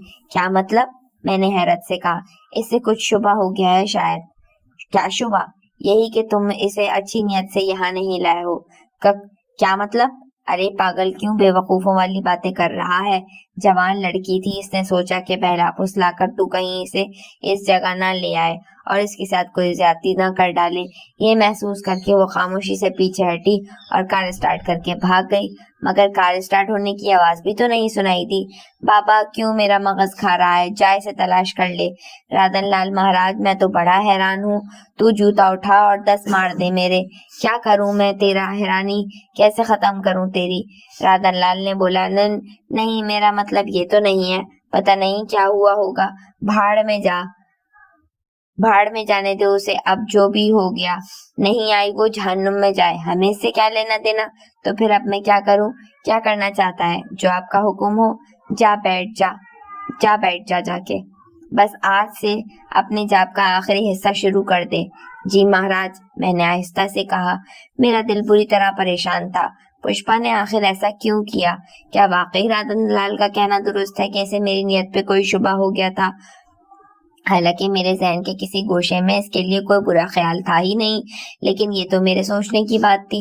हो सकता है इसका जहन भटक गया हो सकता है इसने ये सोचा हो कि शायद मैं इसे यहाँ किसी बदनियती से लाया हूँ। अगर पुष्पा ने ऐसा सोचा तो बहुत बुरा किया, इसने मेरी तौहीन की है। लेकिन फिर मैं खुद ही दिल में हंसने लगा अपने आप पर। इसने मेरी क्या तौहीन की है? हकीकत तो यही है कि मैं झूठा हूँ। जिस हैसियत से मैं इनके घर में दाखिल हुआ था वो ही गलत थी, और किसी ना किसी वक्त ये राज जरूर खुल जाता। ना जाने मेरा दिल चाहने लगा कि अब मैं वहां ना जाऊं। कोई 7 बजे के वक्त के करीब राधन लाल मेरे पास आया। इसने कहा, क्या सोच रहा है? महाराज, मैं ये सोच रहा हूँ कि अब मुझे दोबारा वापस वहां जाना होगा। क्या करेगा जाकर? जब इसने ही तेरा मानना रखा तो अब तू वहां जाकर क्या झक मारेगा? लेकिन महाराज, आपने मुझे वहां भेजा क्यों था? किसी मकसद से भेजा था, मगर वो लोग इस काबिल नहीं हैं कि इनसे रब्ता बढ़ाया जाए। जी, पता नहीं पुष्पा घर पहुंची या नहीं। जहन्नुम में गई पुष्पा। अब तुझे इससे क्या लेना देना? अपने तौर पर इतना मत सोचा कर। मैंने तुझसे कह दिया है। जी महाराज, मैंने मुस्मैल लहजे में कहा। जाप नहीं पूछेगा मुझसे? क्यों नहीं पूछूंगा, मैंने कहा, और राधन लाल मुझे आखिरी हिस्से के बोल बताने लगा। इसने मामूल के मुताबिक मुझे ये बोल जहन नशीन कराए और मैंने जहन नशीन कर भी लिए। लेकिन इसके जाने के बाद मैं ये सोचता रहा कि आज मैं खास तौर पर ये बोल पूरे कर सकूंगा। क्या जाप का यह आखिरी हिस्सा मुकम्मल कर लूंगा? जहन तो उलझा हुआ था। पुष्पा में ना जाने बेचारी के साथ क्या हुआ। कहीं ऐसा ना हुआ हो कि मैं गलत सोच रहा हूँ, कोई और वाकया, कोई और हादसा हुआ हो इसके साथ और बेचारा गंगोली राम मेरा इंतजार कर रहा हो। मैं राधन लाल की मर्जी के खिलाफ भी कोई काम नहीं कर सकता था। चुनाचा दिल महसूस कर रह गया। यहाँ तक कि वो वक्त आ गया जब मैंने जाप शुरू करने का आगाज कर दिया। ये जाप भी मुझे 7 दिन करना था और बकौल राधन लाल के इस जाप को मुकम्मल करने के बाद मेरे ज्ञान का पहला मरहला मुकम्मल हो जाएगा। जहन को यकसू करके मैंने जाप के बोल दोहराने शुरू कर दिए। अब मुझे अच्छी खासी मशक हो गई थी और जाप करने में मुझे कोई दिक्कत भी नहीं होती थी। आखिरी मरहले का पहला दिन था, इसलिए कोई खास बात नहीं हुई और मैं अपने मामूल के मुताबिक जाप करता रहा। चारों तरफ हुक्का अलमतारी था, सन्नाटा फैला हुआ था। फिर चांद निकल आया। मेरा जाप पूरा हो गया था। चुनाचा मैं अपनी जगह से उठा और वापस अपनी रिहाइशगाह की जानिब चल पड़ा। आज फिर वही हुआ। जैसे ही मैं अंदर दाखिल हुआ मुझे चीखें सुनाई दी। औरत ही की चीखें थीं। इन चीखों ने मेरा सुकून बर्बाद कर रखा था। लाख बार दिल में ख्वाहिश पैदा हुई थी कि इन चीखों का राज मालूम करूं, लेकिन आज तक कुछ पता नहीं चल सका था। वैसे भी यहाँ का माहौल बेहद पुरअसरार था और इन चीखों को नजरअंदाज करके मैं अपनी आरामगाह की जानिब बढ़ने लगा।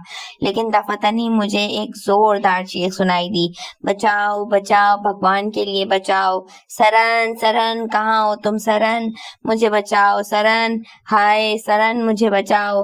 اور یہ آواز سن کر میرے رونگٹے کھڑے ہو گئے. پشپا سے کئی دن کا ساتھ رہا تھا, اس کی آواز میں اچھی طرح پہچان چکا تھا. اس وقت یہ آواز پشپا ہی کی تھی اور اس نے مجھے آواز دی تھی, جس حیثیت سے بھی صحیح, لیکن اس نے مجھے سرن کہہ کر پکارا تھا. یہاں میں بے اختیار ہو گیا. تمام احتیاط بالائے طاق رکھ کر میں اس جانب دوڑا جدھر سے یہ آوازیں آ رہی تھیں, اور تھوڑی دیر کے بعد مجھے اچھی خاصی اٹھا پٹک کی آوازیں سنائی دی. میں نے اندازہ لگایا کہ یہ آوازیں اس جگہ سے آ رہی ہیں جہاں رادھن لال رہتا ہے. میں دیوانہ وار اس جگہ دوڑا. ایک بار پھر میرے کانوں میں وہی آواز دوبارہ ابھری, سرن سرن مجھے بچا لو سرن مجھے بچا لو ہائے سرن مجھے بچا لو. میں پاگلوں کی طرح دوڑتا ہوا اس کے دروازے تک پہنچ گیا, اور نہ جانے پھر میرے اندر کہاں سے عجیب سی قوت ابھر آئی. دروازہ بند تھا. میں نے زور سے شانے سے دروازے کو دھکا دیا اور دروازے کے پٹ کھل گئے. تڑاک کی آواز ہوئی تھی اور میں دوڑتا ہوا اندر داخل ہو گیا تھا. بہت بڑی سی جگہ تھی اور یہاں رادھن لال نے اپنی آرام گاہ بنا رکھی تھی. وہ مجھے اس آرام گاہ تک کبھی نہیں لایا تھا, لیکن یہ بات میں جانتا تھا کہ وہ رات کو یہیں رہتا ہے. میں نے آرام گاہ میں تیز روشنی دیکھی, اور اس تیز روشنی میں مجھے جو کچھ نظر آیا وہ میرے لیے ناقابل یقین تھا. بابا سفیدے اور رادھن لال دونوں ہی وہاں موجود تھے, اور ان کے چہروں پر شیطانیت بکھری ہوئی تھی. سامنے بڑا سا بیڈ بچھا ہوا تھا جس پر سفید چادر بچھی ہوئی تھی, لیکن اس وقت یہ سفید بیڈ کی چادر بیڈ سے ہٹی ہوئی تھی اور اس پر پشپا موجود تھی. پشپا نے یہ چادر اپنے بدن پر لپیٹ رکھی تھی. اس کی آنکھوں میں شدید خوف و ہراس تھا, اور اس وقت دہشتناک نظر آ رہی تھی. مجھے دیکھ کر اس کا دل زوز آواز پھر ابھری, مجھے بچاؤ سرن مجھے بچاؤ, تمہیں بھگوان کا واسطہ. بابا سفیدے کو یہاں دیکھ کر مجھے شدید حیرت ہوئی تھی, لیکن کیونکہ اس سے پہلے میں نے اسے رادھن لال کے پاس کبھی نہیں دیکھا تھا. دونوں نے مجھے دیکھا اور پھر رادھن لال کی آنکھیں غصے سے سرخ ہو گئیں. تو یہاں کیوں مرنے آیا ہے؟ اس نے غرائی ہوئی آواز میں کہا. گرو مہاراج یہ پشپا ہے. ہاں یہ پشپا ہے, یہ تیری ماں تو نہیں ہے؟ رادھن لال نے شدید غصے کے عالم میں مجھے کہا. میں نے خشک ہوتی ہوئی زبان ہونٹوں پر پھیر کر ادھر ادھر دیکھا. ایک کے بعد ایک میز کے اوپر شراب کے برتن پڑے ہوئے تھے اور شراب کی ایک خالی بوتل نیچے رکھی ہوئی تھی, دوسری شاید خالی ہو رہی تھی. حالات میری سمجھ میں آنے لگے تھے. میں نے بھرائی ہوئی آواز میں کہا, گرو مہاراج کے بچے دفع ہوتا ہے کہ نہیں؟ مگر مہاراج. ارے کیا اگر مگر لگا رکھی ہے تو نے؟ جانتا ہے گرو کا درجہ کیا ہوتا ہے؟ اس کی زبان سے نکلا ہوا ہر لفظ حکم کا لہجہ رکھتا ہے, اور تو اپنے گرو کا حکم نہیں مان رہا. اس سے بابا سفیدے نے کہا. دونوں کی شخصیتیں میرے لیے محترم تھیں, بڑا احترام کرتا تھا میں ان دونوں کا, لیکن اس وقت جو کچھ دیکھ رہا تھا اسے دیکھ کر فیصلہ کرنا میرے لیے مشکل نہیں تھا. مجھے وہ چیخیں بھی یاد آ رہی تھی جو اس سے پہلے میں سنتا رہا تھا. کیا ان چیخوں کا راز بھی یہی تھا؟ میں واپس نہ پلٹتا تو ان دونوں کو مزید غصہ آ گیا. کیسا ڈھیٹ ہے یہ؟ ارے میں کہہ رہا ہوں تو جاتا ہے کہ نہیں یہاں سے؟ رادھن لال نے کہا. جاتا ہوں گرو مہاراج, مگر یہ پشپا. نہیں سرن نہیں, بھگوان کے لیے نہیں. یہ لوگ میری عزت لوٹنا چاہتے ہیں سرن. انہوں نے مجھے اغوا کر لیا ہے. میں تمہارے ساتھ آ رہی تھی سرن. بک بک کر بند کر کتیا. تمہیں تو نہیں تو میں تیرے شریر کے ٹکڑے ٹکڑے کر دوں گا, رادھن لال نے گرا کر کہا اور اس کی جانب بڑھا. پشپا بدن سے چادر لپیٹے مسیری سے نیچے کودی. بابا سفیدے مجھ سے بولا, تو جا, یہاں تیرا کام نہیں ہے. نادر جا, چلا جا یہاں سے. کیوں اپنی جان کے پیچھے پڑا ہوا ہے؟ تجھے وہ مل رہا ہے جو تو خوابوں میں بھی نہیں سوچ سکتا. پھر بڑے آدمیوں کے بیچ کیوں آ رہا ہے؟ سنو بابا سفیدے, میری بات سنو. گرو مہاراج میرے گرو ہیں, دل سے عزت کرتا ہوں میں ان کی, لیکن اس کے ساتھ ساتھ تمہیں شاید یہ یاد نہیں رہا کہ میں ایک مسلمان کا بیٹا ہوں. میرا باپ بے شک مر چکا ہے, لیکن میں پیدا ہوا تھا تو میرے کان میں اذان کی آواز گئی تھی. اس کے بعد میں نے کوئی تعلیم حاصل نہیں کی, لیکن اتنا میں جانتا ہوں کہ ایک مسلمان کسی ایسی لڑکی کی عزت لوٹتے ہوئے نہیں دیکھ سکتا جو مظلوم اور بے کس ہو. اس لڑکی سے میرا کوئی واسطہ ہو یا نہ ہو, لیکن بہرحال یہ ایک عزت دار لڑکی ہے. میں اس کے گھرانے کو بھی جانتا ہوں. ہر انفارمیشن کہ میں وہاں دھوکے سے داخل ہوا تھا, لیکن ایک غلط نام کے ساتھ داخل ہوا تھا, لیکن یہ مجھ پر بھروسہ کر کے یہاں آئی تھی. اس کے ساتھ جو کچھ ہوا وہ میری وجہ سے ہوا ہے. میری وجہ سے نہ بھی ہوتا تب بھی شاید اس طرح میں یہاں آ جاتا تو اس کو بے سہارا نہ چھوڑتا. ارے مسلمان کے بچے, میں کہتا ہوں تو یہاں سے غرق ہوتا ہے کہ نہیں؟ رادن لال نے میز پر رکھی بوتل اٹھا لی جس سے شاید وہ مجھے مارنا چاہتا تھا. آپ میرے ٹکڑے ٹکڑے کر دو گروجی, گردن نہیں اٹھاؤں گا آپ کے سامنے, مگر اس لڑکی کو جانے دو. بابا سفیدے دیکھ رہا ہے تو؟ ہاں دیکھ رہا ہوں. گیدڑ کی جب موت آتی ہے تو وہ کہاں بھاگتا ہے؟ شہر کی طرف. اس پاپی کو سنبھالو. میں نے بہت کچھ کیا ہے اس کے ساتھ, بہت کچھ سوچا ہے اس کے لیے. یہ بیکار کی باتیں کر رہا ہے. تھوڑا سا صبر کرو رادن لال, میں اسے سمجھاتا ہوں, بابا سفیدے نے کہا. پھر وہ میری طرف دیکھ کر بولا, دیکھو جب کوئی کسی کو کچھ دیتا ہے تو بے مقصد نہیں دیتا. ہم دونوں بہت گہرے دوست ہیں. تمہیں پتہ نہیں کہ رادن لال کے پاس کون کون سی طاقتیں ہیں. وہ اگر چاہے تو ایک لمحے میں تمہیں مٹا دے گا. وہ چاہے تو یہ لڑکی کتیا کی طرح اس کے آگے پیچھے پاؤں چاٹنے لگے گی, لیکن اس کی بھی ایک وجہ ہے. جب کسی لڑکی کو اپنی قربت میں لایا جاتا ہے پھر اسے جادو کے زیر اثر لا کر اپنے ساتھ شامل نہیں کیا جاتا, بلکہ اسے اس کے اصل میں شامل ہونا ہوتا ہے, چاہے وہ رنگ ایسا ہی کیوں نہ ہو جیسا اس وقت ہے. یہاں اکثر لڑکیاں لائی جاتی ہیں اور جب وہ یہاں سے جاتی ہیں تو ان کا ذہن صاف کر دیا جاتا ہے. سمجھ رہے ہو نا؟ پھر انہیں یاد نہیں رہتا کہ یہاں ان کے ساتھ کیا ہوا تھا یا وہ کہاں گئی تھی. اپنے گھر کھیلنے کے بعد ہم لوگ انہیں اپنے جادو کے زیر اثر تمام باتیں بھلا دیتے ہیں. تم بالکل بے فکر رہو, یہ لڑکی بے شک تمہارے ساتھ یہاں آئی اور اس میں بھی کوئی شک نہیں ہے. جب تم دونوں اس طرف آ رہے تھے تو پیچھے سے اسے اٹھا لیا گیا تھا, لیکن جب یہ یہاں سے واپس جائے گی تو اسے کچھ یاد نہیں ہوگا کہ اس کے ساتھ کیا ہوا ہے. تم بے فکر رہو, تم اس بات تک کبھی نہیں پہنچو گے, نہ وہ تم تک کبھی پہنچے گی. اور پھر رادن لال بھلا تمہیں کسی تکلیف کا شکار تھوڑا ہی ہونے دے گا. اصل میں بات یہ ہے کہ رادن لال تمہیں اپنی شکتی دے گا, تمہاری خوبصورتی حسین لڑکیوں کو تمہاری جانب راغب کرے گی, وہ تمہارے فریب کا شکار ہو کر یہاں آیا کریں گی. یہ ہم دونوں کا منصوبہ ہے اور اس سے آگے کچھ کہنا بیکار ہے. انسان کا اپنا اپنا شوق ہوتا ہے, یہ ہم دونوں کا ہی شوق ہے. اور شاید تمہیں اس بات پر یقین نہیں آئے گا کہ اگر ہماری شکل و صورت اس قابل نہ ہوتی تو ہم تمہیں کبھی یہ کام نہ دیتے. تمہیں دیکھنے کے بعد میں نے فیصلہ کیا تھا کہ تمہیں اپنے شکاروں کو پھانسنے کے لیے استعمال کریں گے, اور یہی بات میں اب رادن لال سے کہی. تبھی رادن لال تمہیں اپنا شاگرد بنانے پر تیار ہوا, اور نہ رادن لال کو کیا پڑی تھی کہ بلا وجہ اپنی شاگردی کسی کو دیتا. آپ ٹھیک کہہ رہے ہو بابا سفیدے, لیکن کیا یہ گناہ نہیں ہے؟ بے وقوف کے بچے گناہ اور ثواب کے چکر میں کیوں پڑا ہے؟ بات تیری سمجھ میں نہیں آ رہی. اب کیا تیرے ساتھ بھی سختی کرنا پڑے گی؟ نہیں بابا سفیدے, میری زندگی میں یہ نہیں ہو سکتا. سنا تم نے سفیدے, اس کی زندگی میں ایسا نہیں ہو سکتا. اب یہ خود اپنے ہاتھوں سے موت کو بلا رہا ہے تو ہم کیا کر سکتے ہیں؟ دیکھو اب تم دونوں سن لو رادن لال, مجھے وہ قوت نہیں چاہیے جو اس طرح مجھے حاصل ہو. یہ لڑکی ہندو ہے لیکن انسان ہے, ایک آبرومند لڑکی ہے. اس کی عزت میں نہیں لوٹنے دوں گا. خدا کا شکر ہے کہ میں صحیح وقت پر یہاں پہنچا. اب تم دونوں اپنی عزت خود میری نگاہوں میں کھوتے جا رہے ہو. میں ایک بار پھر تم دونوں سے کہہ رہا ہوں کہ اس لڑکی کو چھوڑ دو, میرے ساتھ جانے دو. میں اسے اس کے گھر پہنچا دوں گا. اس کے بعد اگر تم چاہو تو میرے ساتھ جو سلوک کرنا چاہو کر لینا, میں گردن نہیں اٹھاؤں گا, لیکن اسے اس کے گھر تک پہنچانے کے بعد ہی سب کچھ ہوگا.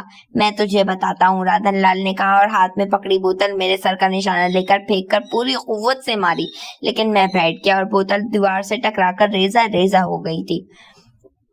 بابا سفیدے نے رادن لال کو دیکھا اور اس کے بعد دونوں میری جانب لپکے, لیکن اس وقت میرے دل میں ان دونوں کے لیے کوئی عزت نہیں تھی. وہ لمحات ختم ہو گئے جب میں ان لوگوں کی عزت کرتا تھا. انہوں نے خود اپنی عزت گنوا دی تھی. جب کسی کی عزت دل میں نہ رہے اور دل میں ایک عزم پیدا ہو جائے تو پھر انسان بہت مضبوط ہو جاتا ہے. ان دونوں نے مجھ پر حملہ کیا, لیکن میں نے دونوں ہاتھ پھیلائے اور دونوں کی گردنیں اپنے دونوں ہاتھوں کے شکنجے میں کس لیں. پھر میں نے کہا, پشپا تم اپنا لباس پہن لو, کہاں ہے تمہارا لباس؟ ان پاپیوں نے پشپا کی سسکیاں پھر ابھرنے لگیں. تمہیں معلوم ہے وہ کہاں ہے؟ ہاں اس الماری میں بند کر دیا ہے انہوں نے، جاؤ اپنا لباس نکالو۔ میں نے کہا ان دونوں کو ایک دم اندازہ ہو گیا کہ میری جسمانی قوت ان سے کہیں زیادہ ہے۔ ظاہر ہے وہ عمر رسیدہ تھے، بدکار تھے، جسموں میں جان نہیں تھی۔ اب یہ الگ بات تھی کہ ان کی جادوئی قوتیں الگ الگ حیثیت رکھتی ہوں، لیکن نہ جانے کیوں اس وقت وہ اپنی جادوئی قوتیں مجھ پر نہیں آزما رہے تھے۔ وہ میرے بازوؤں سے نکلنے کی کوششیں کر رہے تھے، لیکن میں نے ان کی گردنیں اس طرح بھینچ رکھی تھی کہ وہ اپنی ہر کوشش میں ناکام ہو رہے تھے۔ پشپا دوڑ کر گئی، اس نے الماری سے اپنا لباس نکالا، پھر مجبوری کے عالم میں اس نے ہمارے سامنے ہی زیبتن کر لیا۔ جب اس نے لباس پہن لیا تو میں نے اس سے کہا اب جاؤ دروازے سے باہر نکل جاؤ، خبردار اگر اس دروازے سے باہر قدم رکھا تو۔ رادن لال نے پوری قوت سے کہا اور اس کے بعد اس نے پوری قوت لگا کر اپنے آپ کو چھڑا لیا۔ پھر اس نے میز پر میری کمر پر زوردار گھوسے لگائے اور ان ضربوں نے مجھے اچھی خاصی تکلیف دی۔ تکلیف تو ہوئی، بابا سفیدے بھی میری گرفت سے نکل گیا۔ اچانک ہی میں نے ان دونوں کو دیوار کی جانب دوڑتے ہوئے دیکھا۔ اس دیوار پر ڈیکوریشن کے طور پر لمبی لمبی کلاڑیاں سجی ہوئی تھیں۔ وہ کلاڑیاں دو تھیں تو صرف ڈیکوریشن کی چیزیں، لیکن بہرحال ان کے پھل خاصے تیز اور چمکدار تھے، دونوں ان کی جانب لپکے۔ میں ایک لمحے میں صورتحال کو سمجھ گیا تھا۔ میری چھلانگ ان سے تیز رفتار تھی اور اس سے پہلے کہ وہ وہاں تک پہنچتے میں ان کلاڑیوں تک پہنچ گیا اور پھر میں نے ان میں سے ایک کلاڑی اتار ہی لی۔ کلاڑی جیسے ہی میرے ہاتھ میں آئی دونوں رک گئے، اب وہ خشک ہونٹوں پر زبان پھیر رہے تھے۔ بابا سفیدے نے اچانک ہی زمین پر لوٹ لگائی اور میری ٹانگوں کو اپنی گرفت میں پھنسانے کی کوشش کی، لیکن میں نے کلاڑی کا وار کیا اور بابا سفیدے کی ٹانگ ران کے پاس سے کاٹ دی۔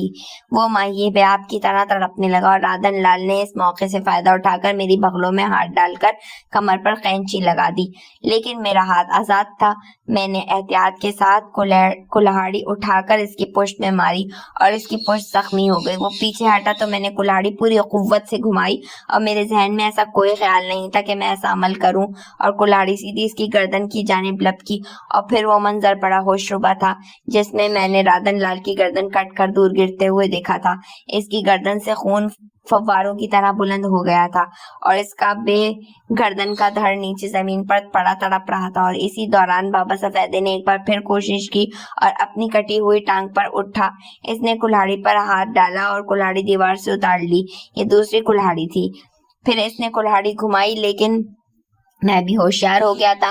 میں نے اس کے وار کو اپنی کلاڑی کے دستے پر روکا، اسے پوری قوت سے دبا کر نیچے کر دیا، پھر اس پر پاؤں رکھا اور دوسرے لمحے ہی میں نے کلاڑی فضا میں بلند کی۔ اب مجھ پر بھی خون سوار ہو گیا تھا۔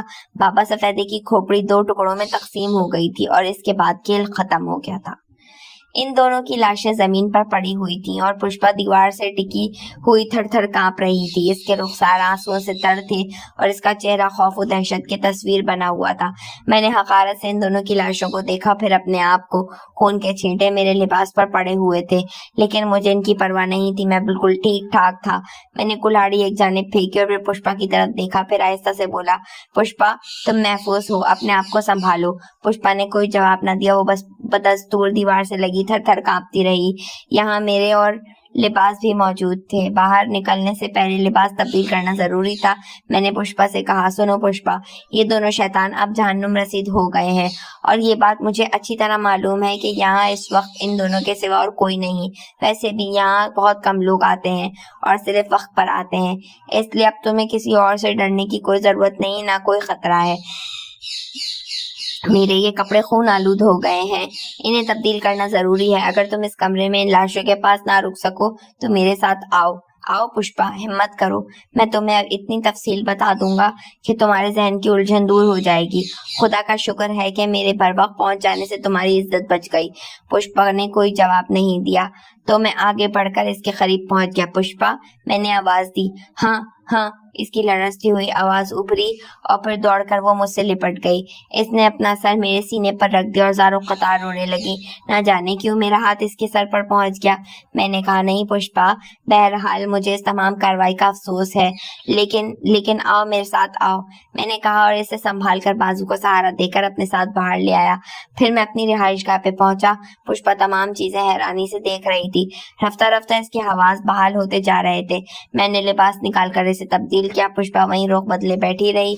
फिर इसके बाद मुझे कुछ ख्याल आया। जाहिर है मैं अब इस कदर अहमक भी नहीं रहा था। खासी दुनियादारी आ गई थी मुझे।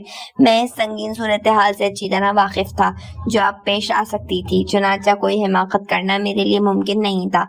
लिबास तब्दील करने के बाद मैंने अपना भरपूर जायजा लिया। फिर पुष्पा का हाथ पकड़े हुए बाहर निकल आया। इसे एक जगह खड़ा करके मैंने फिर राधन लाल के कमरे में दाखिल होने की सही की, जहां अब भी दोनों की भयानक लाशें पड़ी हुई थी। राधन लाल का सर इसके धड़ से काफी फासले पे पड़ा हुआ था। इसकी आंखें दहशतज़दा अंदाज में फटी हुई थी। कुत्ते कहीं के बड़ा ज्ञानी बने फिरते हैं, शैतान का दूसरा रूप। मगर गलती मेरी ही है। मैं इन तमाम बातों को सोचे समझे बगैर इस अकीदत में इस कदर गिरफ्तार हो गया कि दुनिया की हर अच्छाई और बुराई भूल गया। कैसे हो सकता है ये कि मैं एक इंसानी वकार खो बैठूं। बहरहाल राधन लाल के इस कमरे की तलाशी लेने के बाद मुझे एक जगह से खासी करेंसी दस्तयाब हो गई। खासी दौलत थी यहाँ, जेवरात, सोने चांदी, लेकिन मैं चोर नहीं था। मुझे इन सब में से कोई चीज नहीं चाहिए थी। मैंने सिर्फ इतनी रकम वहां से हासिल की जो मेरी इब्तिदाई जरूरियात पूरी कर दे और वहां काफी अरसे तक मुझे मुश्किलात से दूर रखे। चुनांचे ये रकम अपनी जेबों में भरने के बाद मैं वहां से बाहर निकला और फिर पुष्पा के साथ इस बनूस जगह से बाहर निकल आया। फिर खासे फासला तय करने के बाद मैं इस जगह पहुंचा जहां पुष्पा की कार खड़ी थी, और ये देखकर मेरी आंखें शिद्दत हैरत से फैल गईं कि एक कार बदस्तूर वहां मौजूद थी। मैंने फटी फटी आंखों से पुष्पा को देखा तो पुष्पा बोली, क्या हो गया, क्या हुआ? कुछ नहीं पुष्पा, कुछ नहीं, तुम कार चला सकोगी? हाँ, अब मैं ठीक हूँ, इसने कहा।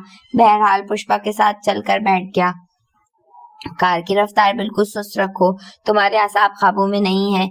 ये क्या हुआ था? ये सब क्या हुआ था सरन? और तुम पुष्पा, बहुत सी बातें ऐसी होती हैं जिन्हें बताने को दिल चाहता है लेकिन बताई नहीं जा सकती। क्या मतलब है तुम्हारा? कौन थे ये पापी? भगवान इनका नाश करे। कौन थे? पुष्पा, जब हम तुम साथ आ रहे थे इस तरफ तो तुम गायब कहाँ हो गई थी? भगवान की सौगंध मुझे नहीं मालूम, अचानक ही मुझे यूं लगा जैसे मेरे ऊपर कोई गिलाफ सा आ पड़ा हो। बस दम घुटने लगा था मेरा। ऐसा लगा जैसे किसी ने मुझ पर कंबल डाल दिया हो। फिर मेरे शरीर को उठाकर किसी तरफ ले जाया गया और कंबल में लिपटी लिपटी मेरा दम घुटने की वजह से मैं बेहोश हो गई। इसके बाद मैंने अपने आप को इसी जगह होश में पाया था जहाँ मैं बंद थी। इस समय वहाँ कोई नहीं था, मैं अकेली वहाँ पड़ी हुई थी। मैंने बहुत दरवाजे को पीटा, लोगों को पुकारा, किसी को आवाज दी, लेकिन किसी ने मेरी आवाज नहीं सुनी। बहुत सारा समय मैं इसी कमरे में गुजार चुकी थी और फिर ये दोनों पापी कमरे में दाखिल हुए और दरवाजा बंद किया, और भगवान नाश करे इनका। पुष्पा की आंखें फिर धुंधला गईं। नहीं पुष्पा, खुद को संभालो। मगर एक बात बताओ सरन, क्या तुम्हारे ये कपड़े कैसे मौजूद थे यहाँ? हैं? मैंने चौंक कर कहा। ऐसा लगता है जैसे तुम यहीं रहते हो। मैंने एक ठंडी सांस ली और आहिस्ता से कहा, पुष्पा, बाज़ औक़ात इंसान गुनाह करता है लेकिन वो खुद गुनाहगार नहीं होता।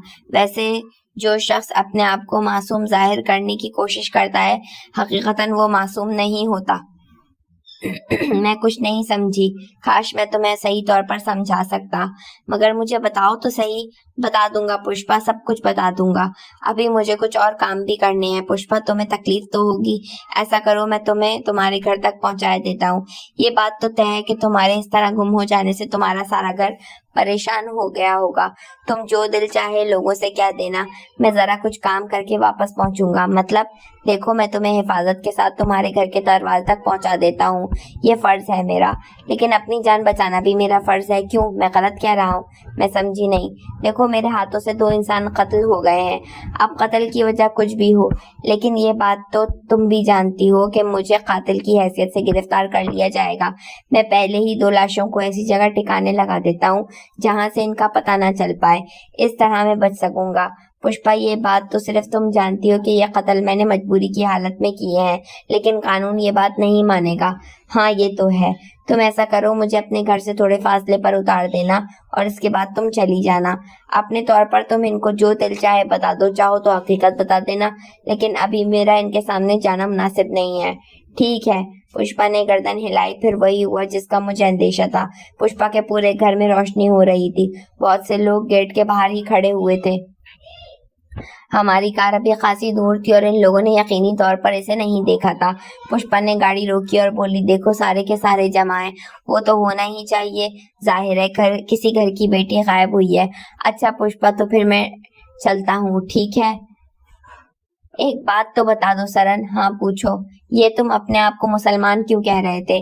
सारी बातें बाद में बताऊंगा पुष्पा, बहुत लंबी कहानी है, प्लीज महसूस ना करना। नहीं ठीक है, कब आओगे फिर? अपने काम निपटाने के बाद, मैंने जवाब दिया। ठीक है। मैं कार से उतर गया और इसके बाद तेज तेज कदमों से आगे बढ़कर ऐसे रास्तों का इंतखाब करने लगा जहां से मुझे देखा ना जा सके। पुष्पा ने कार आगे बढ़ा दी। मैं तेज रफ्तारी से चलता रहा और बहुत दूर निकल आया। समझ में नहीं आ रहा था कि अब क्या करूं।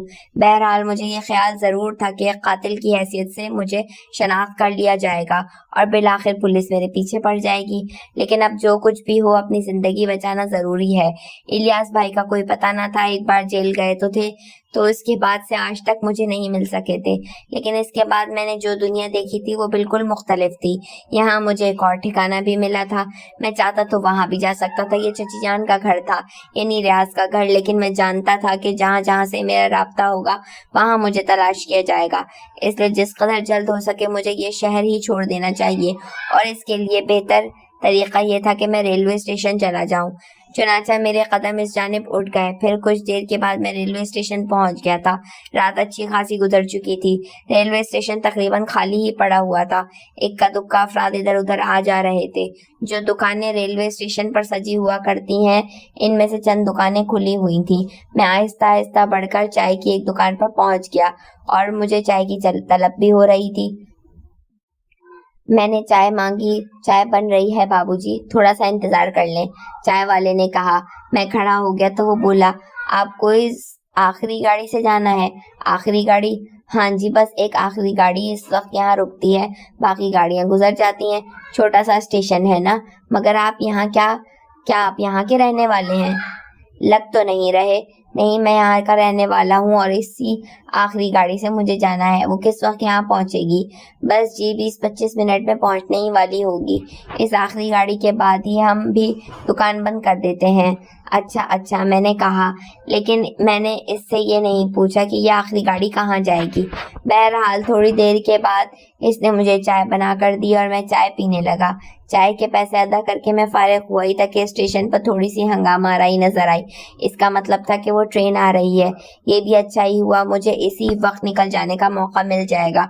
ट्रेन कहाँ जा रही है इस बारे में मालूमात हासिल करने की जरूरत नहीं थी। मैं इंतजार करता रहा। थोड़ी देर के बाद ट्रेन आकर रुक गई। तकरीबन तमाम ही मुसाफिर सो रहे थे। 2-3 अफराद यहाँ उतरे और अपने सामान समेत बड़े फाटक की जानिब बढ़ गए। मैं एक डब्बा मुंतखब करके इसमें सवार हो गया। डब्बा खाली था और इसमें सिर्फ चंद खानदान नजर आ रहे थे जो सो रहे थे। वैसे ये डब्बा एयर कंडीशन था और इसके लिए भी मैं इससे ज्यादा रश नहीं था, जबकि दूसरे कई डब्बों में रश देख चुका था मैं। इन लोगों में से भी सब सो रहे थे, लेकिन खिड़कियों से नजर आते थे, जबकि इसके बाहर शीशे लगे हुए थे। बहरहाल मैं एक आरामदेह नशिस्त पर बैठ गया। जेब में नोट तो काफी मिकदार में मौजूद थे, मगर इसकी फिक्र नहीं थी कि टिकट का क्या होगा। ट्रेन यहाँ से 5 मिनट रुकी और इसके बाद आगे बढ़ गई। जब इसने रफ्तार पकड़ी तो मैंने सुकून की ठंडी सांस ली। जिंदगी में एक नए सफर का आगाज हो गया था।